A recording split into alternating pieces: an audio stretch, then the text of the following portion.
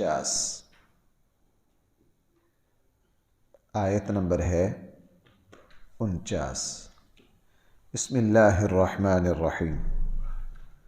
الحمد للہ رب العالمین والصلاة والسلام علی سید الانبیاء والمرسلین وعلی آلہ واصحابہ اجمعین، اما بعد فاعوذ باللہ من الشیطان الرجیم۔ بسم اللہ الرحمن الرحیم۔ تلک من انباء الغیب نوحیها الیک ما كنت تعلمها انت ولا قومك من قبل هذا فاصبر ان العاقبة للمتقین۔ وإلى عاد أخاهم هودا قال يا قوم اعبدوا الله ما لكم من إله غيره إن أنتم إلا مفترون يا قوم لا أسألكم عليه أجرا إن أجري إلا على الذي فطرني أفلا تعقلون۔ صدق اللہ مولانا العظیم۔ سیدنا نوح علیہ السلام کے پورے واقعہ کو قرآن کریم بیان کر کے قرآن کریم نے ارشاد فرمایا تلک من انباء الغیب نوحیہا الیک، یہ غیب کی خبریں ہیں۔ انباء الغیب غیب کی خبریں ہیں، نوحیہا الیک جو ہم وحی کر رہے ہیں آپ کی طرف۔ ما کنت تعلمها، آپ ان کو جانتے نہیں تھے، انت نہ آپ جانتے تھے، ولا قومک من قبل هذا نہ اس سے پہلے آپ کی قوم جانتی تھی۔ اس سے ایک بات تو یہ پتہ چلا کہ یہ واقعات رسول اللہ صلی اللہ علیہ وسلم اور کسی کے علم میں نہیں تھے، اللہ جل جلالہ نے وحی کے ذریعے ہمارے آقا صلی اللہ علیہ وسلم کو یہ سارے واقعات بتلائے۔ میں نے اس واقعہ کے شروع میں بتایا تھا کہ اللہ جل جلالہ اسباب سے ہٹ کر ہر چیز کا ہر وقت علم، جس کو ہم غیب کا علم کہتے ہیں، یہ صرف اور صرف بھائی کس کی شان ہے؟ اللہ کی شان ہے۔ اللہ تعالیٰ اپنے نبیوں کو سب سے زیادہ غیب کی خبریں بتاتے ہیں، اور سب سے زیادہ غیب کی خبریں ہمارے آقا صلی اللہ علیہ وسلم کو بتائی گئی۔ مثلا نوح علیہ السلام کے اس واقعہ کی تفصیل ہمارے آقا صلی اللہ علیہ وسلم کو اللہ نے بتائی۔ ہمارے آقا صلی اللہ علیہ وسلم کے علاوہ کسی کو اس تفصیل کا کوئی پتہ۔ ایسی بڑی عجیب عجیب پہلے لوگوں کے واقعات ہیں۔ مثلا وہ جو 3 شخص ہیں جن پر ابھی میں نے جمعے میں وہ بیان کی تھی، وہ جو غار میں پھنس گئے تھے، اب اس واقعہ کو کس نے بیان کیا؟ ہمارے آقا صلی اللہ علیہ وسلم نے۔ اللہ نے غیب کی خبر دی ہے، اور حضور نے آگے کیا کی؟ بتا دی۔ وحی کے علاوہ اور کوئی دنیا کا کوئی ایسا ذریعہ نہیں ہے۔ آپ نے وہ 3 شخصوں کا واقعہ مشہور سنا ہوگا، ایک اندھا تھا، ایک کوڑی تھا، وہ تھا کہ نہیں؟ اب وہ بھی پہلی قوموں کا ایک واقعہ ہے، اس کو بیان کس نے کیا؟ رسول اللہ صلی اللہ علیہ وسلم نے۔ وہ غیب کی خبر ہے۔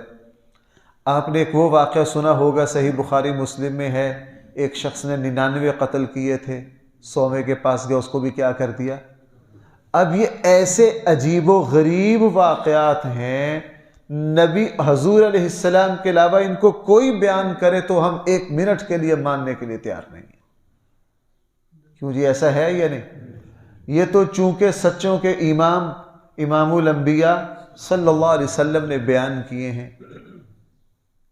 رسول اللہ صلی اللہ علیہ وسلم کو قرآن نے یہاں بھی فرمایا اور دوسری جگہ بھی ہے کہ یہ سارے غیب کے راز ہیں، دنیا کا کوئی محقق اور دنیا کا کوئی مصنف ان واقعات تک پہنچ نہیں سکتا۔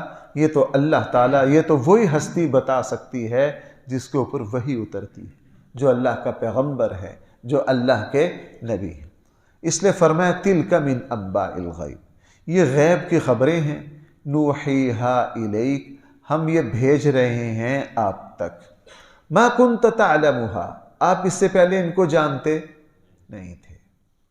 اگر سب کچھ ہر نبی جانتا ہوتا تو بھائی پھر وحی کا کوئی مقصد نہیں تھا، پھر وحی کا کوئی مقصد نہیں تھا، چونکہ نبی ہر سب کچھ جانتا ہے۔ میں پچھلے درس میں وضاحت کر چکا ہوں، اس کا یہ مطلب نہیں ہے کہ اس سے کوئی نبی کا مرتبہ کم ہو رہا ہے، نہیں، یہ حضور علیہ السلام کے علم کو کم کیا جا رہا ہے۔ میں نے پچھلے درس میں عرض کیا تھا کہ اللہ کے بعد سب سے بڑے عالم کون ہیں؟ نبی کریم صلی اللہ علیہ وسلم۔ قرآن نے یہاں کہہ دیا انت، آپ بھی نہیں جانتے تھے، ولا قومک من قبل ھذا، اور آپ سے پہلے بھی کوئی ان کو جانتا۔ اس لیے بھائی ذرا غور کرنا تھوڑا سا، آگے والے واقعات میں بھی، یہ بات میں پیچھے تمہید میں بھی عرض کر آیا ہوں کہ یہ جو واقعات ہیں ایک طرف تو میرے اور آپ کے لیے عبرت ہیں بہت زیادہ، ابھی بھی میں آخر میں اس کی عبرتیں گنواؤں گا ساری۔ نمبر 2، یہ رسول اللہ صلی اللہ علیہ وسلم کی نبوت کی دلیل ہے۔ نبی کے علاوہ میں نے عرض کیا دنیا کا کوئی شخص اس طرح کے حیران کن عجیب و غریب واقعات بیان نہیں کر سکا۔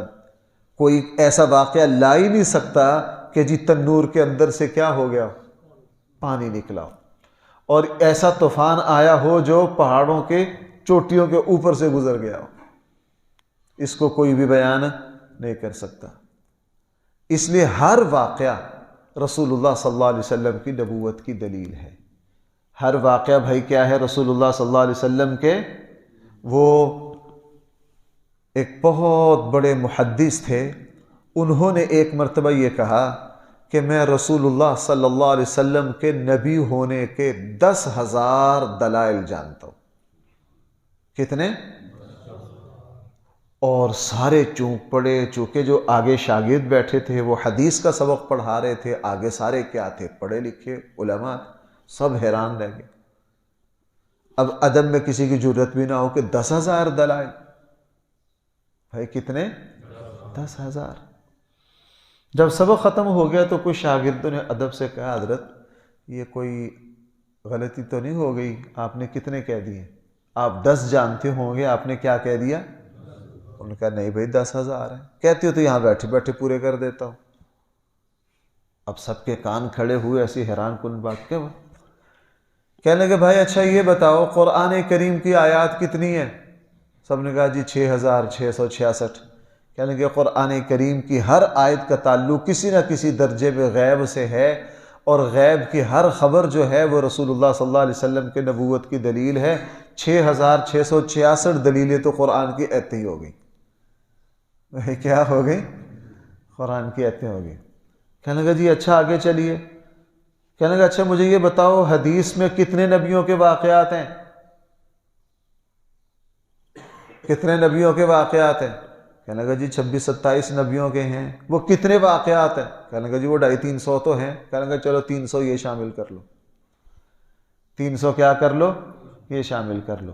اچھا رسول اللہ صلی اللہ علیہ وسلم کے معجزات کتنے ہیں؟ کسی نے کہا 1,000 ہے، کسی نے کہا 1,800 ہیں، کم سے کم 2,200 معجزات تو چھوٹے بڑے رسول اللہ صلی اللہ علیہ وسلم کے ہیں۔ کتنے؟ اور ہر معجزہ حضور کی نبوت کی دلیل ہے کہ نہیں؟ کہنے لگے ان کو شامل کرو، 2,200 یہ شامل کرو۔ اسی لیے ایک بہت بڑے محدث ہیں، انہوں نے ایک کتاب لکھی ہے دلائل النبوہ، ہماری لائبریری میں بھی یہ موجود ہے۔ کیا نام ہے اس کا؟ دلائل النبوہ، رسول اللہ صلی اللہ علیہ وسلم کی نبوت کے ہر واقعہ جو آئے گا قرآن میں، جو بھی واقعہ ہوگا، وہ بروج والا واقعہ جو ہے، جو سورۃ البروج میں ہے، خندقوں والا، قتل اصحاب الاخدود النار ذات الوقود، بھلا وہ عقل سے کوئی مان سکتا ہے اس کو؟ وہ اللہ کے نبی کی نبوت کی کتنی بڑی دلیل ہے۔ اللہ کے نبی کی، بھائی وہ واقعہ تو ذہن میں ہے نا، وہ ایک بادشاہ تھا، اس کا جو مشیر خاص تھا جادوگر تھا، مرنے لگا، بادشاہ کو کہا جناب بادشاہ کو کہا اپنا کوئی ذہین بچہ مجھے دیں جس کو میں یہ فن سکھا دوں۔ ایک چھوٹا سا بچہ حوالے کیا گیا، وہ جادوگر جادو سکھاتا تھا۔ ایک دن راستے میں گیا، وہاں ایک عیسائی عالم، اس وقت عیسائیت صحیح دین تھا، ایک عیسائی عالم کو دیکھا، وہ بڑی پیاری باتیں کر رہا ہے، بچہ بڑا ذہین تھا، بچے کو بڑی پیاری لگی، اور بچے نے ان کے پاس جا کر وہ ساری باتیں سنی۔ اب بچے کا معمول ہو گیا ہر روز جاتا اس اللہ والے صاحب علم آدمی کی، کیا سنتا، باتیں سنتا، بڑی پیاری لگتی، تھوڑا سا لیٹ ہو جاتا۔ اس نے راہب کو کہا میرا جی چاہتا ہے میں آپ کی باتیں سنوں لیکن میں لیٹ ہو جاتا ہوں۔ اس نے کہا جب بادشاہ کلاس میں لیٹ ہوا کرو نا یہ کہہ دیا کرو گھر سے دیر سے نکلا تھا، جب گھر لیٹ ہوا کرو تو یہ کہہ دیا کرو استاد نے دیر سے چھوڑا ہے۔ علم حاصل کرتا رہا، انجیل کا سارا علم حاصل کر لیا۔ ایک دن دیکھا کہ رستہ بند ہے، لوگ ڈر رہے ہیں، او جھمگٹا لگا ہوا ہے۔ حدیث میں دابہ کا لفظ ہے کہ کوئی بہت بڑا جانور، کوئی درندہ آ گیا، اس نے راستہ روک لیا۔ اس نے بچے نے پوچھا جی ادھر رش کیوں؟ اس نے کہا جی آگے ایک درندہ رہا، راستہ بند ہے، کوئی جا نہیں سکتا۔ اس نے کہا لو بھائی آج موقع مل گیا کہ جو جادوگر مجھے جادو سکھاتا ہے اس کا علم صحیح ہے، یا راستے میں وہ جو عالم دین مجھے دین سکھاتے ہیں اس کا علم صحیح ہے۔ اس نے پتھر لیا، پتھر پکڑ کر پہلے اس نے یہ کہا کہ جادوگر کا اگر علم صحیح ہے تو میں اس پتھر سے اللہ اس درندے کو یہاں سے ہٹا دے۔ پتھر مارا، کچھ بھی نہیں ہوا۔ پھر اس عالم دین کا کہا اے اللہ وہ جو رستے میں جو عالم دین مجھے ملتے ہیں، وہ جو باتیں سناتے ہیں اگر سچی ہیں تو اس درندے کا کوئی انتظام کر۔ چھوٹا سا پتھر لیا اور بعض مفسرین نے فرمایا وہ شیر تھا، نام لے کے یوں مارا اور وہ شیر مر گیا۔ وہی چھوٹے سے پتھر سے کبھی شیر مر سکتا ہے؟ مر گیا۔ اب اس کی جو تھی، یہ صحیح مسلم میں بھی یہ واقعہ ہے اور صحیح بخاری میں بھی ہے، اور سورہ بروج کے نازل ہونے کا سبب بھی وَالسَّمَاءِ ذَاتِ الْبُرُوجِ وَالْيَوْمِ الْمَوْعُودِ وَشَاهِدٍ وَمَشْهُودٍ۔ آگے کیا ہے؟ قُتِلَ أَصْحَابُ الْأُخْدُودِ النَّارِ ذَاتِ الْوَقُودِ إِذْ هُمْ عَلَيْهَا قُودٌ۔ یہ اسی کا ذکر ہے۔ اب اس کی شہرت ہو گئی، اس کی کیا ہو گئی؟ شہرت ہو گئی۔ لا علاج مریض آتے، بادشاہ کے وزیروں میں سے ایک نابینا بھی تھا، اس کو بھی پتا چلا کہ یار یہ بچہ جو ہے یہ تو بڑا صاحب کرامت ہے۔ وہ نابینا آیا، اس نے کہا یار تو بھی میری آنکھیں ٹھیک کر دے۔ اس نے کہا بھائی میں نہیں ٹھیک کرتا، ٹھیک تو کون کرتا ہے؟ اللہ کرتا ہے۔ ہاں میں تو اللہ کا نام لیتا ہوں، اللہ کی مرضی ٹھیک کرے، اللہ کی مرضی نہ ٹھیک کرے، مجھے نہیں کچھ آتا۔ اس نے اللہ کا نام لے کے اس نابینا کے آنکھوں پہ ہاتھ رکھا، اس کی بھائی بینائی لوٹ آئی۔ اب جب اگلے دن وہ نابینا وزیر بادشاہ کے پاس گیا تو آنکھوں والا بادشاہ بڑا حیران ہوا۔ بادشاہ نے کہا اندھے تجھے کیا ہو گیا؟ تو جو بڑا تیز ہے، اس نے کہا جی میری بینائی لوٹ آئی ہے۔ کیسے لوٹ آئی؟ فلاں بچے سے۔ اچھا اس بچے نے کیا کیا؟ کہنے لگا اس بچے نے اللہ کا نام لیا ہے۔ بادشاہ نے کہا تمہارا رب میرے علاوہ بھی ہے کوئی؟ اس نے کہا جی آپ نے یہ تو دھوکہ دیے رکھا ہمیں، آپ ہمارے رب کہاں سے آئے؟ ہمارا رب تو وہ ہے جس نے میری آنکھوں کو کیا کیا؟ بادشاہ نے کہا اوہ تمہارا ستیاناش، یہ کیا ہو گیا؟ بادشاہ نے طلب کر لیا، وزیر کو بھی، اس کو بھی، سب کو بلا لیا۔ اب جب ساری بات کھلی، بادشاہ نے اس وزیر کے قتل کے آرڈر جاری کیے کہ جی جناب یہ تو کیا ہے، اس زمانے میں خدا نہ ماننا کیا تھی؟ فرعون کی طرح بغاوت تھی، اس کو قتل کیا۔ اب دوسرے کو قتل کر، تیسرے کو قتل کر، اس بچے کو بلا لیا، بچے کو کہا جو چاہو کر لو، مجھے قتل نہیں کر سکتے، میرا اللہ میری حفاظت کرنے والا ہے۔ اور صحیح مسلم میں اس کی تفصیل ہے۔ بادشاہ نے کیا کہا؟ بادشاہ نے پھر ایک ٹیم بھیجی تاکہ سارے لوگوں کے لیے عبرت بنائے، پہاڑ کی چوٹی سے گراؤ۔ پہاڑ کی چوٹی سے بچے کو گرانے لگے، سارے خود لڑک گئے اور بچہ ویسے کا ویسا ہی پھر صحیح سالم آ گیا۔ سارے شہر میں اللہ جل جلالہ یا خیر الماکرین، اس سے بڑھ کر کوئی تدبیر کرنے والا، وہ تو فضائی بدل گئی۔ سارا شہر کیا اٹھا، رب ہمارا کون ہے؟ اللہ ہے، ہم تو اس نالائق بادشاہ کو اپنا رب مانتے رہے، تو ہمارے جیسا ہے۔ بادشاہ نے دوسری ٹیم بھیجی، جاؤ اس کو سمندر پانی میں پھینک کر آؤ۔ اس طرح کشتی لے کر گئے، جب پھینکنے لگے سارے ڈوب گئے اور بچہ کیا آ گیا؟ صحیح سالم آ گیا۔ اب بچے کو اس نے جب پکڑا کہ مصیبت بن گیا یہ بچہ، تو اس بچے نے خود کہا، چونکہ وہ بچہ سمجھ گیا کہ مجھے اب پورے خطے کے ایمان کی حفاظت کے لیے اپنی جان مجھے دینی پڑے گی۔ بچے نے کہا اگر مجھے مارنا ہے ایک ہی طریقہ ہے، سارے شہر کو اکٹھا کرو اور مجھے تیر مارتے ہوئے یہ کہو کہ ہم تیر مارتے ہیں اس بچے کو اس رب کا نام لے کر جو اس بچے کا کیا ہے؟ رب ہے۔ اپنے اللہ کا نام بتایا، جب تیر مارا تو بچہ کیا ہو گیا؟ شہید ہو گیا۔ اب جب شہید ہو گیا تو پورے علاقے کو یقین ہو گیا کہ یہ رب جو ہے یہ بادشاہ نہیں ہے، رب ہمارا کون ہے؟ زمین و آسمان کو۔ سارے لوگ ہی ایمان لے آئے، بادشاہ کو لالے پڑ گئے، اس نے خندقیں کھودی، لوگوں کو خندقوں میں پھینکا۔ اور صحیح بخاری کی وہ جو روایت ہے کہ جب ایک عورت کو پھینکا جانے لگا، عورت ڈری تو اس کا چھوٹا سا بچہ بولا پیچھے سے کہ ماں گھبراؤ نہیں، یہ پریشانی وقتی ہے۔ یہ پریشانی کیا ہے؟ سورہ بروج میں اس واقعہ کا ذکر ہے۔ تو بھائی ایسا حیران کن واقعہ نبی کے علاوہ کوئی اور بیان کر سکتا ہے؟ بچے کی کنکر سے کس کا مر جانا؟ شیر کا مر جانا۔ مادرزاد نابینے کی آنکھوں کا۔ نمبر 2، پہاڑوں پر پوری ٹیم پھینکنے گئی ہے، سارے ہی گر گئے اور بچہ بچ گیا۔ ڈبونے گئے، سارے ڈوب گئے، بچہ بچ گیا۔ اور جب اس نے کہا جی مجھے میرے اللہ کا نام لے کر مجھے اللہ کے نام پر شہید کرو، پھر ہونگا ہو گیا۔ اور پھر جب خندقیں کھودی، سورہ بروج کا نام ہی کیا ہے؟ خندقوں والی سورت بروج کسے کہتے؟ اسی سے ہے۔ بعض نے اس کا معنی خندق کیا، بعض نے اس کا معنی برج کیا، لیکن قتل اصحاب الاخدود، اخدود تو کہتے خندق کو، قرآن نے بیچ میں خندق کا لفظ بولا۔ اب جناب جس کو بھی جا رہے ہیں، ہر کسی نے اپنی جان وار دی۔ اب یہ پورا جو واقعہ ہے، اس کا ایک ایک جز بھائی رسول اللہ صلی اللہ علیہ وسلم کی سچائی کی دلیل بنے گا کہ نہیں؟ اس لیے میں اس پر اتنا میں نے ساری بات لایا ہوں کہ ہر واقعہ جو ہے اس کو عقل سے نہیں سمجھا جا سکتا۔ قرآن کہہ رہا ہے تِلْکَ مِنْ أَنْبَاءِ الْغَیْبِ، یہ غیب کی باتیں ہیں، نُوحِیہَا إِلَیْکَ، ہم وحی کر رہے ہیں، بھیج رہے ہیں ان کو آپ کی طرف۔ مَا كُنْتَ تَعْلَمُهَا، بھائی یہ کو مولوی صاحب نہیں کہہ رہے یار، کون کہہ رہا ہے یہ؟ آپ اس کو جانتے؟ قرآن کہہ رہا، اب کیا کر سکتے ہیں آپ؟ قرآن کا دو ٹوکتا نہیں لوگ آج کیا کرتے ہیں۔ مَا كُنْتَ تَعْلَمُهَا، ایک صاحب کہنے لگے کہ یہ حضور کے بارے میں نہیں ہے، یہ امت کے بارے میں ہے۔ جیسے بہت سی باتیں کہی گئی ہیں کہ اس کو اللہ تعالیٰ کو مراد کیا ہے؟ حضور سے فرمایا آپ کبھی بھی شرک نہ کرنا، اللہ کے نبی تو شرک نہیں کریں گے۔ کہا حضور علیہ السلام کو، کہا حضور کو گیا ہے، مراد میں اور آپ ہیں۔ لیکن یہاں آگے یہ بھی کہہ دیا انت، نہ آپ جانتے تھے، ولا قومک من قبل ھذا، نہ اس سے پہلے آپ کی قوم جانتی تھی۔ یہ تو ایک مقصد ہو گیا۔ اگلا مقصد فرمایا فاصبر، یہ ہے پورے واقعہ کا نچوڑ۔ رسول اللہ صلی اللہ علیہ وسلم کی بھی اس زمانے میں مکہ والوں سے بھائی شدید کشمکش چل رہی تھی۔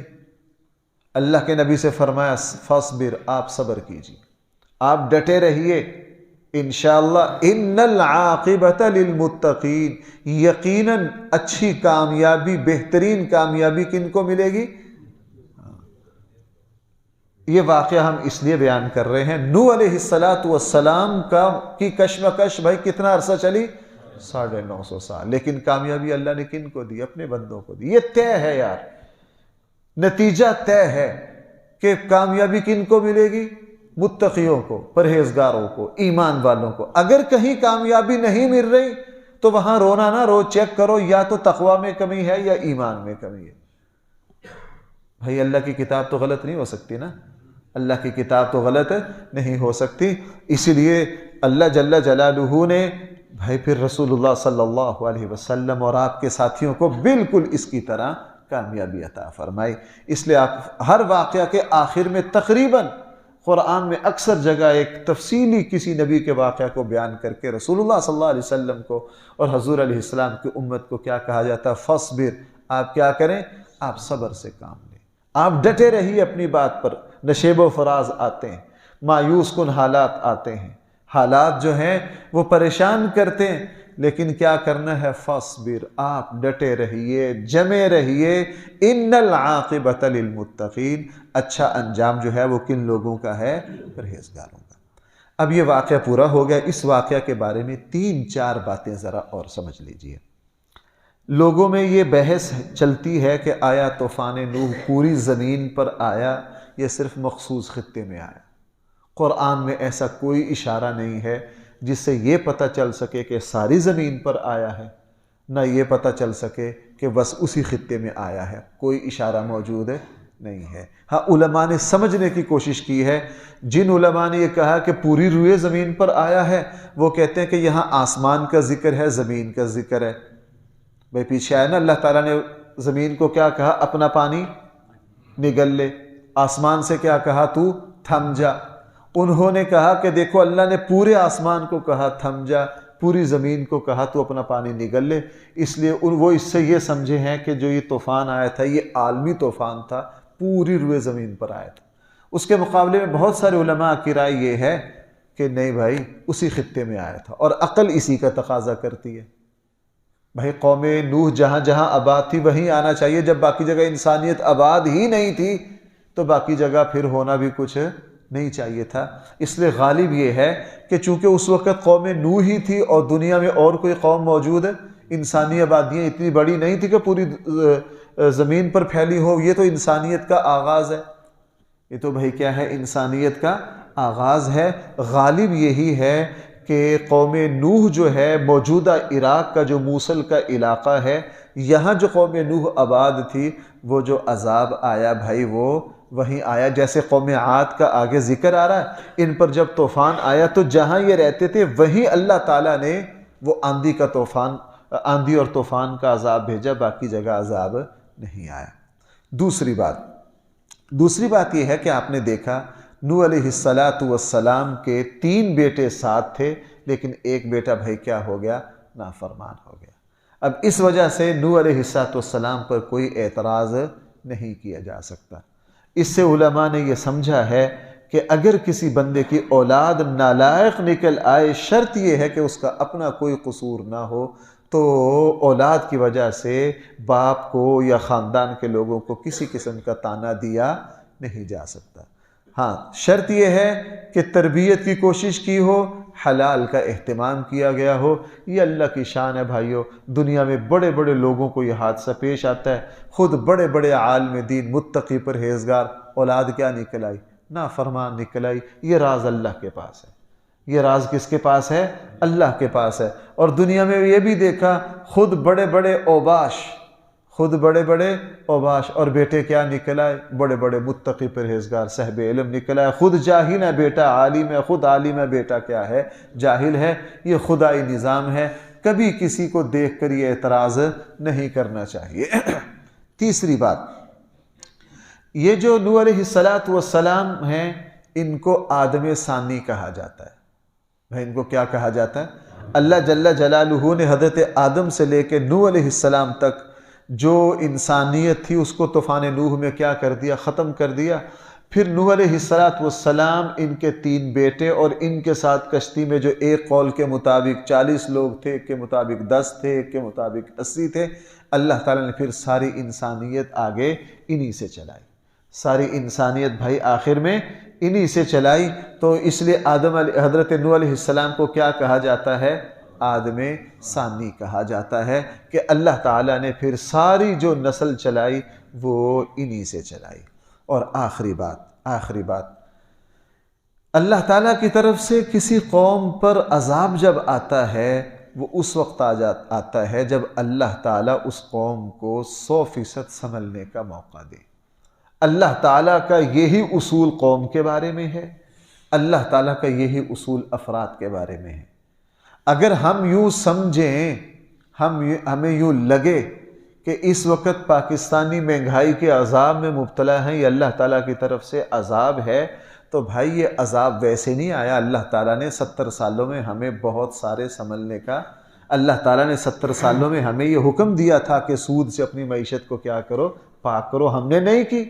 اللہ جل جلالہ نے ہمیں بار بار یہ سنبھلنے کا موقع دیا تھا، اپنے مالوں سے زکوٰۃ دو، اپنی فصلوں سے کیا دو؟ عشر دو۔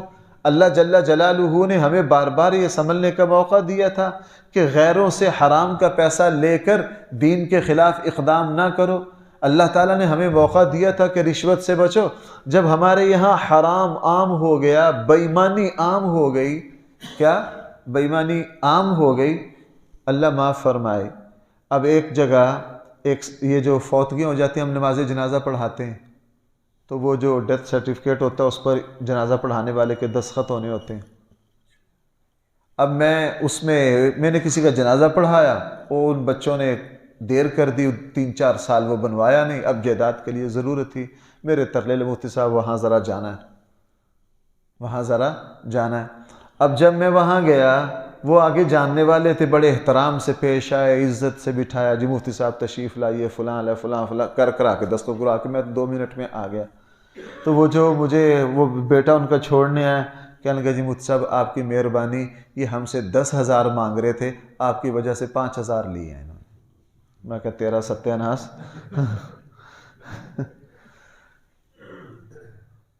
تو میں حیران رہا کہ یہ تو میرے جاننے والے بھی تھے، اور ان میں سے ایک آدھ یہاں جمعہ بھی کبھی کبھار پڑھ لیتے ہیں، وہ بیچارہ بڑی اس سے میرا شکریہ ادا کر رہا ہے کہ انہوں نے کتنے مانگے تھے لیکن کتنے میں کام چل گیا، 5 میں۔ اب صورتحال یہ ہے کہ اگر ہمیں کوئی چھوٹا سے چھوٹا کام بھی کرنا پڑے اس کے لیے بھی کیا کرنی، رشوت۔ اب میں یہاں ایک دن نکلا، وہ مسجد کا میٹر چیک کر رہا تھا، میں جا رہا ہوں تو گرمیوں میں اے سی وغیرہ چلتے ہیں، اس نے کہا مول صاحب تہاڈا بڑا زیادہ بل ہے۔